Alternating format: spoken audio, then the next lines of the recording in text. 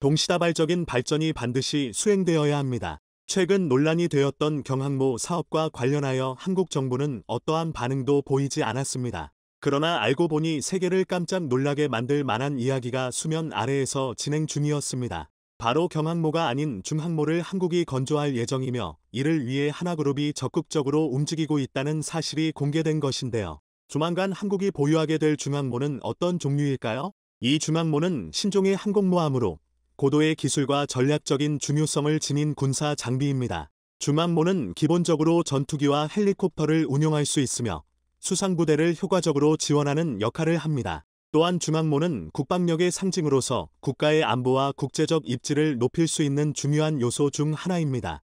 하나그룹의 적극적인 참여는 이 중항모 프로젝트를 성공적으로 추진하기 위한 중요한 요소 중 하나입니다. 그룹은 기술력과 자금력을 통해 프로젝트에 기여하고 있으며 한국의 군사 역량을 향상시키는 데 큰 역할을 할 것으로 예상됩니다.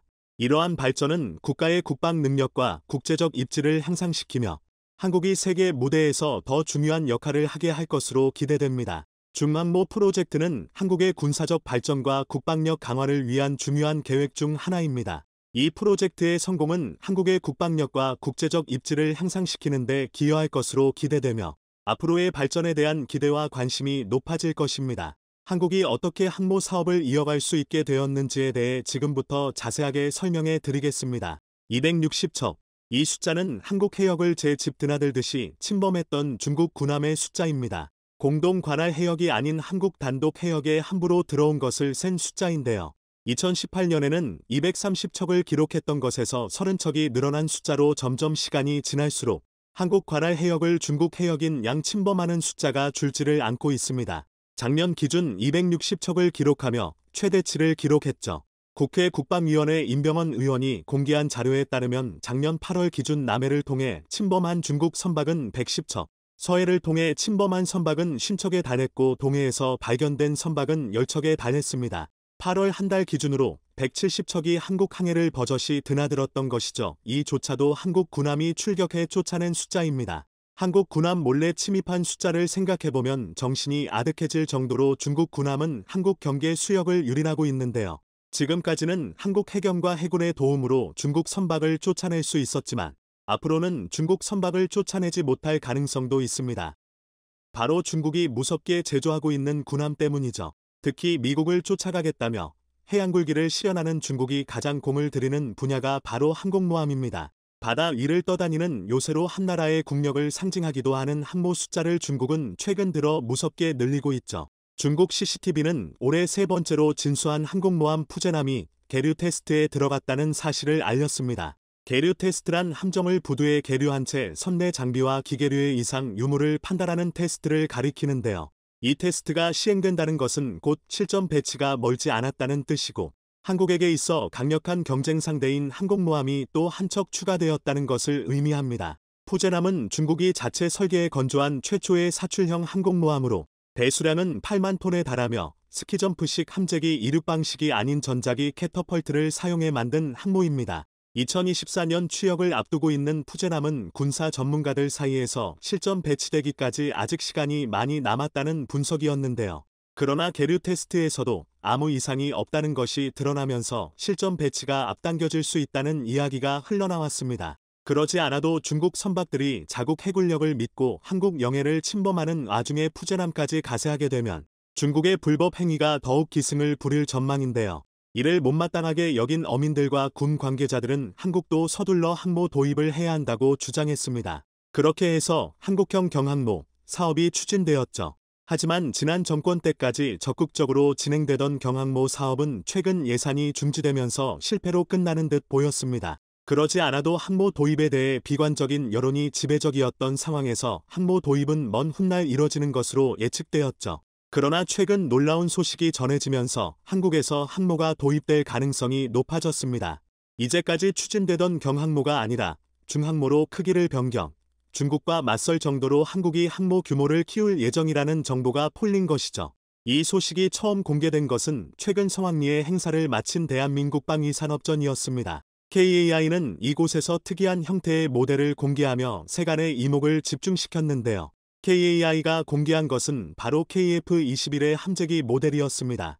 한국 방산의 자존심을 살린 KF-21은 세계에서 주목받은 4.5세대 전투기로 현재 테스트가 진행 중인데요. 뛰어난 성능과 가성비에 많은 국가들이 KF-21 도입을 타진할 정도로 인기를 끄는 기종입니다.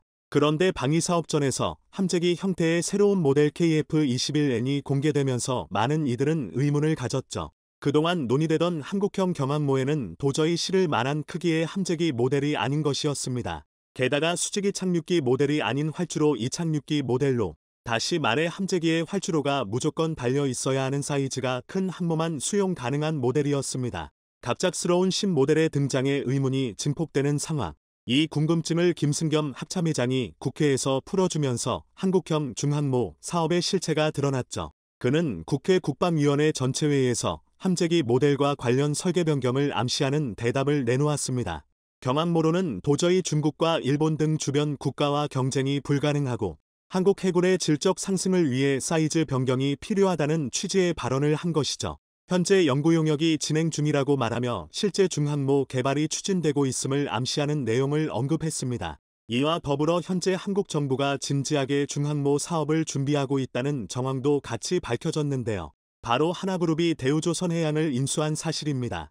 그동안 적자로 새로운 주인을 찾던 대우조선해양을 정부와 대주주인 산업은행이 하나그룹에 넘기기로 결정한 것이죠. 여의도 한국수출입은행에서 열린 긴급회의를 통해 대우조선해양 매각 논의가 이어졌고 정부 주도로 재빠르게 대우조선해양을 한화로 넘기는 결정이 내려졌습니다. 마치 사전에 협의가 된 것처럼 빠르게 결론이 났는데요. 심지어 하나그룹이 애초에 원했던 것은 특수선 분야였으나 정부가 회사 전체를 인수할 것을 요구한 사실이 보도되면서 의혹은 더욱 증폭되었습니다. 대우조선해양은 잠수함 분야에서 혁혁한 공을 세운 곳으로 대한민국 조선업 분야에서 상징적인 회사라 할 수 있을 정도로 세계 시장에서 압도적인 건조 노하우를 지닌 곳으로 유명합니다. 그런 곳이 방산업계에서 유명한 한화와 힘을 합친 것은 무척이나 상징적인 일이라 할 수 있는데요. 더군다나 정부가 이 합병 추진에 적극적이었다는 것은 정부에서 한화 주도의 중항모 사업을 추진할 계획을 품고 있고 이를 위해 조직적으로 움직인 것이라 생각하는 것이 자연스러운 상황.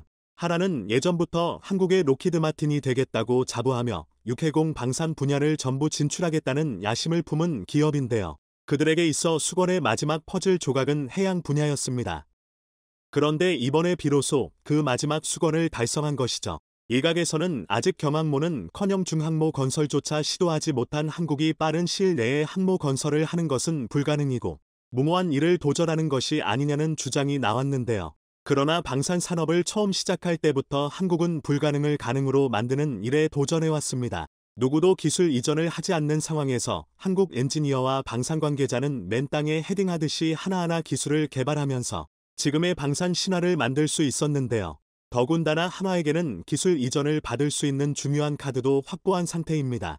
대우조선해양은 합병 이전 영국의 밥곡사와 양해각서를 체결하며 기술 협력에 대해 논의한 적이 있죠. 양사는 국내외 함정 사업의 경쟁력 강화를 위해 핵심 기술력을 하나로 모으기로 합의를 하며 밥곡사가 가진 경항모, 제조 노하우를 전수할 것을 약속했죠. 밥곡사는 퀸 엘리자베스 함을 비롯해 세계적인 해군 함정 설계와 건조에 참여한 회사입니다. 수상함과 잠수함의 핵심 장비 개발에 탁월한 기술력을 갖춘 기업으로 최고 수준의 경쟁력을 갖춘 것으로 평가받았는데요.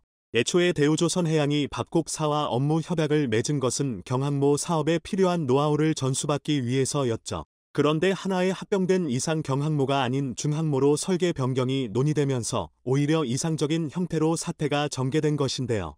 영국의 대표 함정이라 할 수 있는 퀸 엘리자베스호는 중항모로 설계되었고 엘리자베스 개발에 직접적으로 개입한 밥곡사는 전 세계 동들어서 몇 안 되는 중항모 건설 노하우를 가진 기업이라 할 수 있습니다. 한화는 대우조선해양 인수로 양해각서까지 임계받으면서 중항모 건설 및 설계에 박차를 가할 수 있는 셈이죠. 게다가 항모에 있어 필수적인 전자전 장비와 레이더에 있어 한화는 세계적인 수준의 기술력을 갖추고 있는 상황.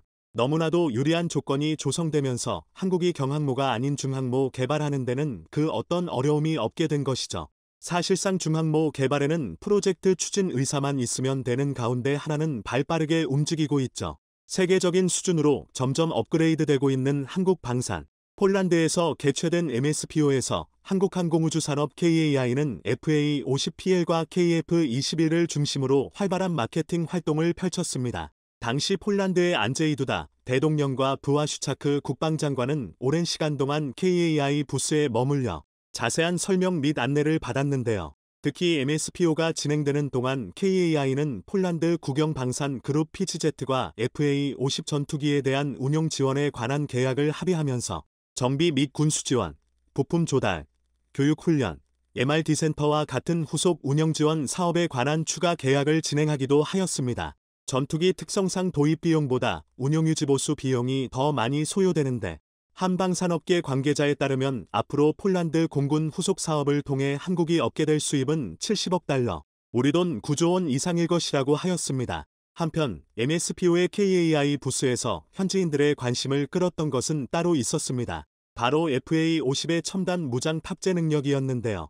한 폴란드 네티즌이 올린 MSPO, KAI 외부 전시장에는 FZ사의 70mm 로켓이 전시되어 있었습니다. 네티즌은 FA50 블락 2에는 AESA, AIM-120 또는 HM뿐만 아니라 FZ 로켓 모터도 장착된다는 글과 함께 사진을 게시했습니다. FZ 로켓 모터에는 70mm 로켓 19발이 장착될 수 있는데 CAS, 클로즈 에어 서포트 또는 CCA, 클로즈 컴배트 어택과 같은 현대 전장에서 필수적인 임무를 수행할 수 있게 하는 공대지 유도 로켓 시스템입니다. 실제로 말레이시아 공군은 지난 9월 7일 FZ 로켓 구매를 위한 계약을 체결하였고 이를 FA50에서 운용하겠다는 뜻을 밝혔습니다.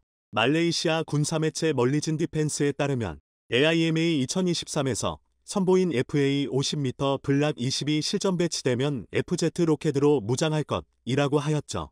이 밖에도 폴란드 군사 전문가 데이비드 카미젤라는 MSPO에서 직접 촬영한 영상을 통해 MBDA사의 브림스톤 2 대전차 미사일이 장착된 FA50을 공개하기도 하였습니다. MBDA 부스에는 3가지 항공 모형의 자사의 미사일을 탑재하였는데 F-35 그리고 FA50, 또 블랙호크였습니다. 모두 폴란드 공군이 운용하고 있는 항공무기 체계이죠.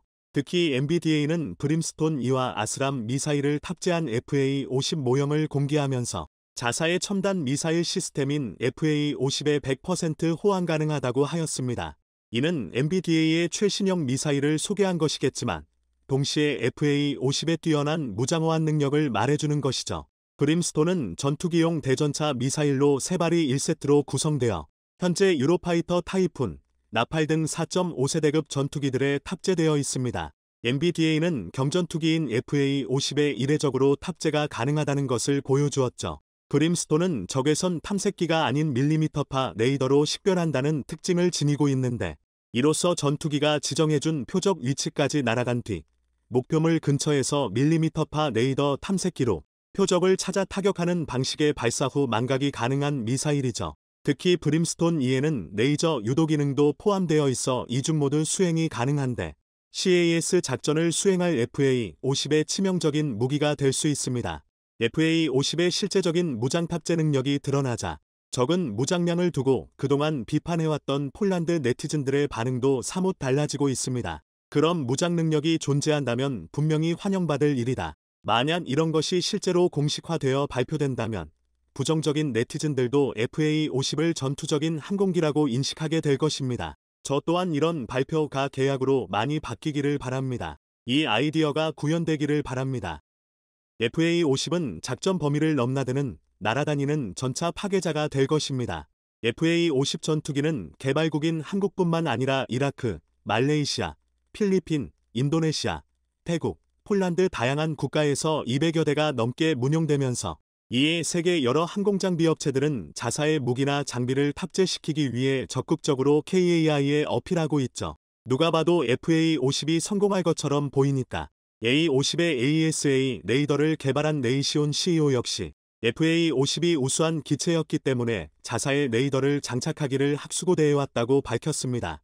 그는 디펜스24와의 인터뷰에서 레이시온의 팬덤 스트라이크는 FA50에 초점을 맞춰 개발했으며 우리는 FA50이 어느 정도의 능력을 지니고 있는지와 더 뛰어난 성능을 발휘하려면 어떤 종류의 센서들이 필요한지도 잘 알고 있었기에 적극적으로 KAI 측에 어필하였다고 하였습니다. 최근 인도 매체 유리시엔 타임즈에 따르면 경쟁이 치열한 세계 경전투기 시장에서 FA-50이 확실한 선두에 나섰다 라고 보도했는데요. 인도 공군 조종사 출신 아닐 초프라 예비역 중장이 작성한 글이라 자국 테자스에 대한 호평도 있지만 결국 세계에서 가장 선호되는 경전투기는 FA-50이라고 인정하였습니다. 그러면서 한국 산업 자체가 뛰어난 기술 산업 기반을 갖추고 있으며 특히 구매국과의 협력을 중시하고 있어 앞으로도 더 많은 판매가 이루어질 것이라고 내다봤습니다. 한편 최근 놀라운 소식이 전해졌는데요. 폴란드가 세계 최고의 대함 미사일로 불리는 노르웨이 공스버그사의 NSM 미사일을 대거 구입했다는 소식이었습니다. 중요한 것은 폴란드가 NSM 미사일을 FA-50에 탑재하려는 계획을 세우고 있다는 것이죠. 폴란드 FA-50 웹사이트 FA-50 PL의 카롤 로고진스키 기자는 FA-50에 잠재적으로 탐재될 무장들을 소개한 글을 기고하였는데 HM-88HARM 대레이더 미사일, HM-158JASSM 글라이딩 미사일, HM-154JSOW가 같은 첨단 미사일과 함께 폴란드 공군은 NSM 대함 미사일을 FA-50에 장착하기를 원하고 있다고 하였습니다. NSM을 FA-50 전투기와 통합하면 그 전투 가치를 크게 높일 수 있다. 최근 들려오는 소문에 따르면 공군이 NSM을 통합하려는 계획 구상을 이미 끝낸 상황. 스웨덴과 핀란드가 NATO에 가입하면 발트해가 사실상 동맹의 내해가 되고 다른 국가에서도 발트해 함대와 전투할 수 있는 수단이 있기 때문에 대한미사일의 FA 신통합은 확실히 고려되어야 하는 사안이죠. 특히 폴란드 공군의 이레네우스 노박 준장은 FA-50에 탐재된 NSM 대함 미사일은 칼리닌그라드에 있는 러시아의 발트 함대에 대한 상당한 억제력을 발휘할 수 있을 것으로 보입니다. 이렇듯 폴란드 일부 네티즌들이 비판하고 있는 FA-50의 무장 능력은 사실 동급기체 가운데 가장 뛰어나다 해도 과언이 아닐 만큼 상당한데요. KAI가 공개한 자료에 따르면 실제로 FA-50에 수용 가능한 무장폭과 탑재량이 상당히 크다는 것을 알 수 있습니다. T-레이-50에는 주익의 2000파운드급 무장을 탑재할 수 없다고 알려졌는데 FA-50에는 탐재 가능한 무장의 2000파운드급 폭탄이 포함되어 있고 심지어 날개 하나의 이기식이나 탐재할 수 있다고 자료에 언급되어 있어 놀라움을 주었습니다. 기체 사이즈는 작을지라도 폴란드가 구상한 모든 작전은 다 할 수 있는 전투기인 것이죠. 그럼에도 불구하고 무장 능력이 떨어진다는 것은 비판은 사실 그저 비난을 위한 비난으로 밖에 보이지 않습니다. 물론 FA-50의 전체 무장 탐재량은 4.5톤으로 F-16 대비 적다고 말할 수 있습니다. 그러나 F-16 역시 실전 투입 당시 전체 탐재 가능량인 7톤을 전부 꽉 채워서 출격하지 않습니다. 미 국무부가 발표한 자료에 따르면 이라크전 당시 사용된 F-16 전투기의 평균 무장 탑재량은 70%였다고 하는데요.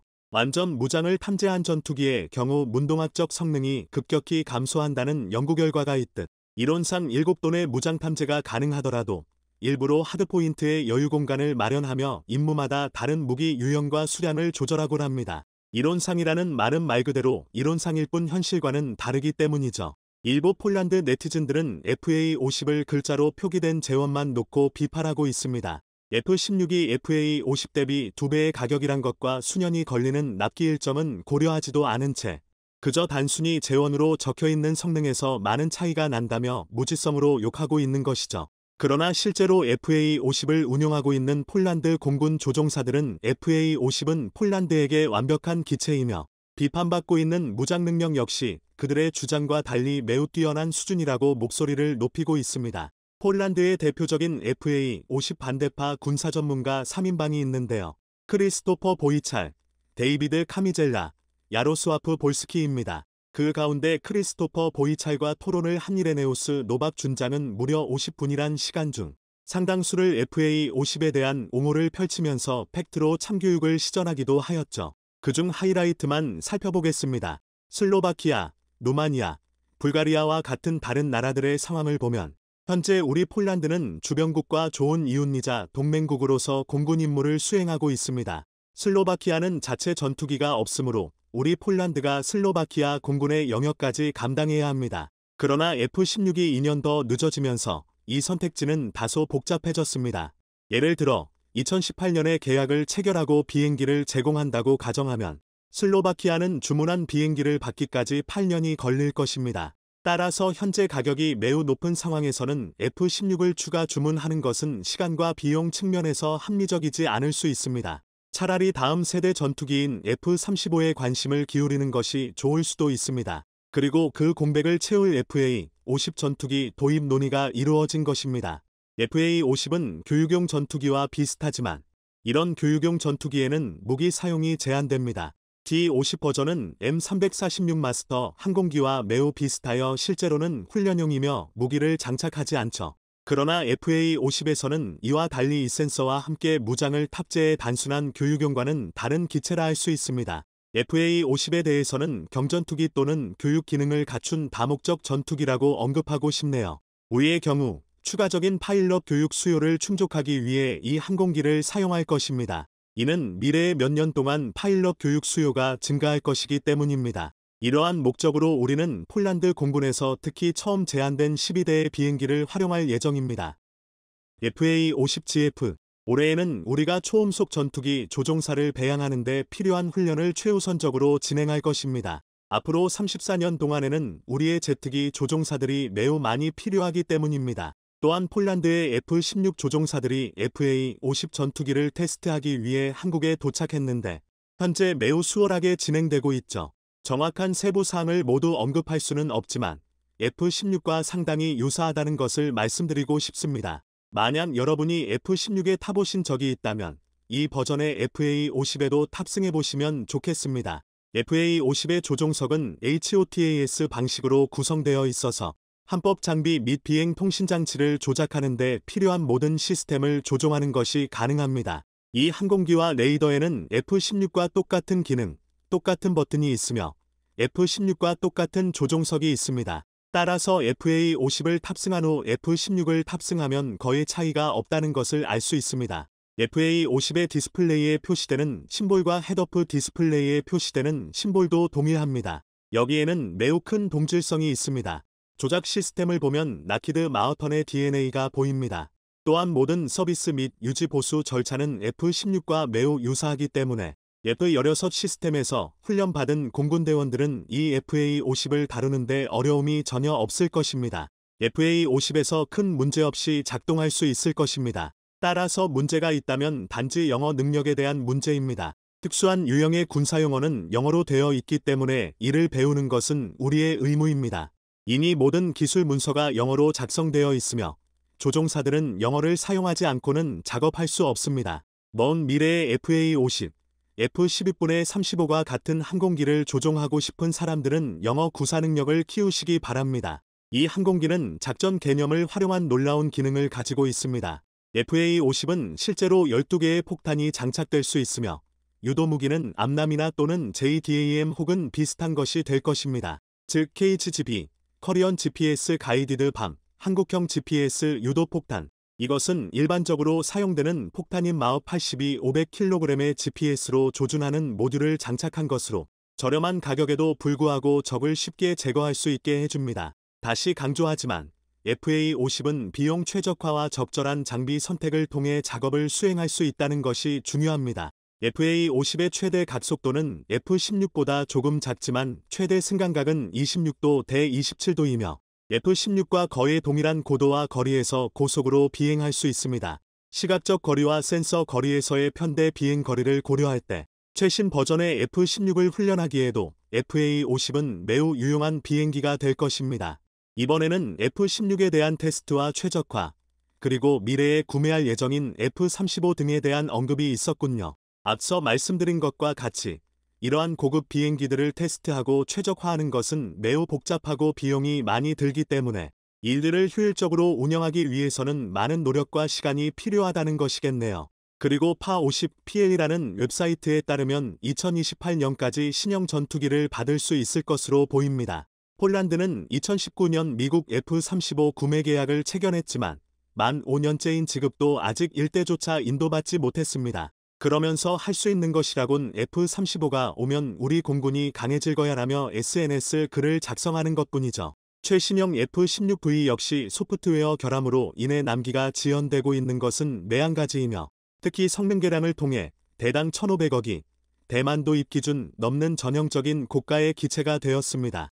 러시아나 벨라루스의 위협이 코앞으로 닥친 폴란드 상황에서 언제 남기 될지 모르는 고가의 장비를 한없이 기다리는 것이 얼마 전 우리 군 최초로 잠수함 발사탄도 미사일을 탑재한 3,000톤 급 잠수함 도산 안창호 함이 실전에 배치가 됐는데요. 국내 기술로 개발한 수소 연료 전지가 탑재돼서 세계 최장 자망 기록을 세웠다는 소식이 들어왔습니다. 현재 우리나라는 세계에서 두 번째로 잠수함용 연료전지 모듈을 상용화하는 작업에 착수했고, 이는 수소 연료전지 탑재로까지 이어졌습니다. 그렇다면 이 한국의 수소 잠수함은 외국의 잠수함들에 비해 어떤 점이 더 좋은 것일까요? 이번 시간에는 한국의 수소 잠수함과 외국의 잠수함을 서로 비교해보면서 얼마나 한국의 수소 잠수함이 엄청난 산물인지를 보도록 하겠습니다. 먼저 세계에서 잠수함을 운용하는 나라는 약 40개국이며 여기에 현재 잠수함 도입을 추진하고 있는 쿠바, 필리핀, 스리랑카를 합치면 43개국이 잠수함을 운용하고 있습니다. 그렇다면 해외에서 주로 전장의 주력으로 투입되면서 가장 파괴력이 높고 병기로서의 가치가 매우 높은 잠수함은 어떤 것이 있을까요? 여러 잠수함이 생각나실 수 있지만 가장 강력한 잠수함이 하나 있습니다. 바로 핵추진 잠수함입니다. 그렇다면 핵추진 잠수함이란 무엇일까요? 핵추진 잠수함은 다른 말로 원자력 잠수함이라고도 불립니다. 핵분열 원리를 응용한 원자로를 동력으로 사용하며 2차 세계대전 이후 미합 중국 해군에서 최초로 개발되었습니다. 우리나라의 수소 잠수함은 디젤 잠수함과 같은 재래식 잠수함의 범주에 들어갑니다. 내연기관과 축전지를 이용해 움직이는 꽤나 전통적인 방법으로 움직입니다. 그렇다면 한국의 수소 잠수함과 해외에서 절찬리에 사용 중인 핵추진 잠수함과 비교해서 어떤 점이 더 우수한지 비교해보는 시간을 지금부터 가지도록 하겠습니다. 대결 종목 라운드 1은 바로 잠수함의 사이즈입니다. 이 종목을 채택한 데에는 두 잠수함이 특정 크기로 주로 만들어지는 이유를 알아보기 위함이지만 여기서도 알 수 있는 부분이 많습니다. 핵추진 잠수함은 앞서 언급했다시피 원자력 에너지를 동력원으로 사용합니다. 원자력 에너지는 조금만 사용 방법이 틀어져도 걷잡을 수 없는 피해가 발생합니다. 이는 원자력 사고라고 불리는데요. 기본적으로 원자력 사고는 한 번 발생하기만 해도 엄청난 피해가 발생하는데, 이는 과거 체르노빌 원자력 발전소와 후쿠시마 원자력 발전소의 사고를 생각해 본다면 이 문제가 얼마나 심각한지를 알 수 있을 것입니다. 이러한 문제를 예방하기 위해 핵추진 잠수함은 동력로를 두꺼운 차폐체로 둘러싸야 하기에 무게가 비교적 많이 나갑니다. 공격력은 전륜할 수 있어도 방사능을 포함한 핵 물질로 인한 리스크 때문에 잠수함의 크기가 매우 큰 편입니다. 이렇게 거대한 병기는 전쟁 시 노출이 더욱더 쉬워지고 표적이 될 가능성이 매우 올라가게 됩니다. 하지만 우리나라의 수소 잠수함은 어떨까요? 핵 물질에 비해서 위험성이 매우 낮은 수소를 연료로 사용하기에 이러한 사고의 위험이 적습니다. 이 말이 의미하는 바는 무엇일까요? 네, 그렇습니다. 훨씬 더 작은 사이즈로 만드는 것이 가능하다는 이야기입니다. 거대한 잠수함은 노출되기 쉽지만 만일 잠수함의 크기가 작아진다면 수상에서 더욱 민첩하게 움직일 수 있다는 것을 의미합니다. 소형화가 쉽다는 의미는 또 다른 의미로 생각해 본다면 기술력만 확보된다면 대량 생산이 용이하다는 것도 나타냅니다. 아무래도 잠수함의 사이즈 측면에서는 우리 한국의 수소 잠수함이 승리를 거둔 것 같군요. 대결 종목 라운드 2는 바로 전략적인 측면입니다. 앞서 이야기한 잠수함의 크기와도 연관이 있는 부분이기에 해당 종목을 채택하였습니다. 원자력 잠수함은 앞서 이야기했다시피 매우 거대한 크기를 자랑합니다. 이 거대한 장치를 안전하게 가동하려면 그만큼 내부의 장치들도 매우 섬세하게 돌아가야 한다는 것을 의미하는데요. 여기서 치명적인 문제가 하나 존재합니다. 바로 핵 잠수함은 잠수함이 움직이지 않는 상태에서도 기체를 유지하기 위한 냉각 펌프에서 나오는 구동 소음이 끊임없이 발생한다는 점입니다. 기습 공격이 필요한 상황에서 시끄러운 소음은 매우 치명적이라 할 수 있죠. 하지만 우리의 수소 잠수함은 수소 배터리를 주 동력원으로 사용하기 때문에 소음원이 존재하지 않습니다. 그렇기에 일반적인 잠수함 같은 운용도 가능하지만 이 무소음을 이용한 강력한 기습 공격을 가할 수 있습니다. 이는 기존의 운영법 외에도 다양한 전략을 제시할 수 있다는 점이 돋보입니다. 이번 라운드에서도 우리 수소 잠수함이 멋지게 승리한 것 같군요. 대결 종목 라운드 3은 바로 제작 및 유지 비용입니다. 이 종목 또한 실전 투입의 용이성과 신속한 투입에 유리한가 아닌가를 판가름하는 종목이라고 할 수 있습니다. 원자력 잠수함에서 사용하는 주된 핵 원료는 무엇일까요? 바로 우라늄입니다. 우라늄은 다른 화학 물질과 비교해서 농축도가 낮은 물질입니다. 우라늄의 농축도는 아무리 높아도 30% 이내이며 한국에서는 5%로까지 제한하고 있는 만큼 굉장히 농축도가 낮은 물질로 알려져 있습니다. 우라늄의 농도를 상향하겠다고 주장하는 이란에서조차도 20%를 제시하고 있었을 정도로 낮은 수치임을 알 수 있습니다. 농축도가 낮은 핵물질의 특징은 바로 수명이 매우 짧다는 것입니다. 그렇기에 원자로를 교체하고 재처리하는 데 엄청난 비용이 소요됩니다. 물론 미국의 우라늄 농축도는 90%가 넘어서 원자로 교체 없이 20터부터 30년 가까이 쓰는 예외도 존재하지만 일반적인 잠수함의 원자로 교체 주기는 10년이라고 합니다. 이는 굉장히 짧은 수명에 해당하며 관리 주기가 10년 동안 반드시 점검을 해줘야 하기에 유지 보수 비용이 상당히 들어갑니다. 하지만 한국의 수소 잠수함은 어떨까요? 잠수함 안에 탑재되어 있는 수소와 산수의 양만큼 물속으로 계속 잠항하며 전기를 생산하거나 배터리를 충전하는 방식으로 움직입니다. 사실상 잠수함 내부의 배터리만 손본다면 얼마든지 다시 충전하는 것이 가능하다는 것입니다. 기계 자체를 손봐야 하는 핵추진 잠수함과는 매우 다른 방법이라 할 수 있습니다. 이 말의 의미는 무엇일까요? 제작 비용과 더불어 유지 비용이 더욱 싸다는 것을 의미합니다. 대결 종목 라운드 4는 안전 문제입니다. 핵추진 잠수함의 안전성은 어떨까요? 꽤나 악명이 높다고 말할 수 있습니다. 한때 영화로도 제작되었으며 세계 최초의 핵추진 잠수함인 소련의 K-19 잠수함은 처음 만들어진 시점에서도 사고가 매우 잦았다고 합니다. 오죽하면 이 잠수함에 히로시마, 과부제족이라는 멸칭까지 붙었을 정도였습니다. 옛날 잠수함이니까 그럴 수 있지 않나 라고 생각할 수도 있지만 2000년에도 비교적 최신형이었던 오스카 2급 쿠르스크 함까지 어뢰 시험 발사 중 어뢰의 폭발로 침몰하기도 했습니다. 이 모든 것이 의미하는 바는 무엇일까요? 바로 어떤 핵추진 잠수함이라도 방사능의 위협에 100% 안전하다고 말할 수가 없습니다. 하지만 우리의 수소 잠수함은 어떨까요?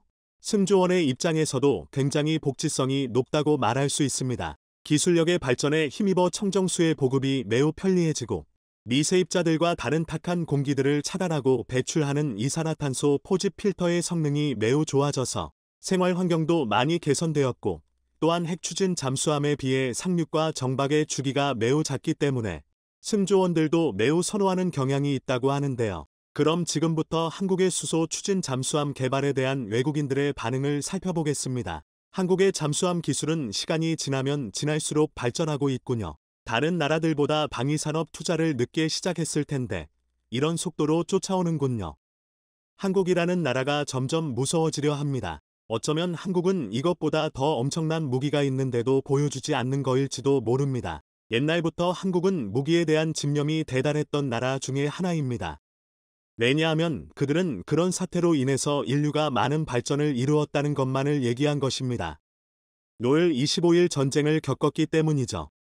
그렇기에 무기 없을 때의 무력함을 누구보다도 잘 알기 때문에 어떻게 해서든지 그런 상황을 안 만들려고 노력하는 것 같습니다. 한국은 분명 더 나은 무기를 만들 것이라고 2년 전에 생각했는데 그게 현실이 되었군요. K2 전차만 보더라도 인상이 상당히 강하게 남았는데 이제는 아예 새로운 걸 개발해내버렸군요. 한국은 핵을 보유할 수 없는 나라죠. 오히려 그렇기 때문에 핵을 대체할 수 있는 좋은 무기에 열중하고 있는 걸지도요. 한국 어딘가에 비밀 연구소라도 있는 거 아닌가요? 그렇지 않고서야 도저히 이런 일이 있다고 생각할 수가 없어요. 누구의 기술을 따로 받지 않는 걸로 알고 있는데 어떻게 저런 생각을 했죠? 한국은 디젤 잠수함의 단점을 제일 빨리 꿰뚫어 보고 어떻게 하면 더 잠행을 늘릴 수 있을까 연구했던 것 같아요. 그리고 마침내 그 해답을 찾아버린 거죠. 한국의 무기들 중에 몇몇 미사일이나 포탄은 미국과 동급이거나 그 이상인 것도 많아요. 그런데도 그런 무기들이 생각보다 저평가되는 게 아닌가 싶습니다. 사실 한국인은 자랑스러워해도 되는데 말이죠. 휴전 중인 나라 중에 제일 강력한 나라라고 생각합니다. 그러면서도 제일 휴전국가 같지 않은 분위기의 나라죠. 그 누구도 먼저 하지 않을 걸 하는 나라가 바로 한국이죠. 이 외에도 다양한 무기를 개발하고 있지 않나요?